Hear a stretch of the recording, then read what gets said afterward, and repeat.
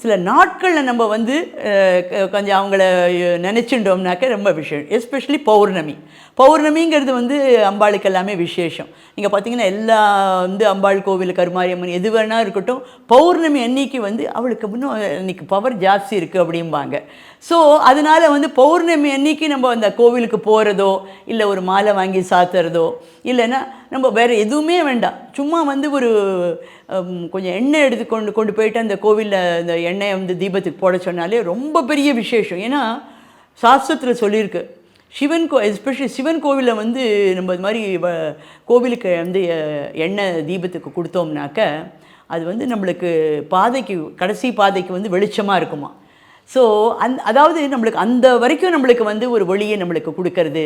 So அது வரைக்கும் நம்மளுக்கு அந்த இடர்பாடுகள்லேருந்து நம்ம தாண்டி வருது. வெளிச்சம்ங்கிறது என்னன்னு தெரியுமா, நம்ம ஒரு இதில் போய் மாட்டிக்கக்கூடாது. அதுக்காக தான் அந்த வெளிச்சம்னு சொல்கிற வார்த்தையே வந்து என்னென்னா, நம்ம வேண்டாததில் மாட்டிக்காமல் நம்ம வந்து மீண்டு நம்ம ஸ்மூத்தாக நம்ம வந்துடணும். நம்மளுடைய ட்ராவல் லைஃப் ஜேர்னி வந்து ஸ்மூத்தாக போகணும்.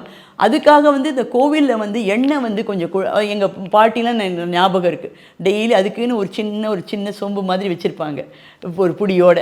ஸோ அதில் கொஞ்சம் அந்த நல்லெண்ணெய் போட்டு எடுத்துகிட்டு போவாங்க. போயிட்டு அங்கே கோவிலில் கொடுத்துட்டு இது பண்ணு. அதே போல் வந்து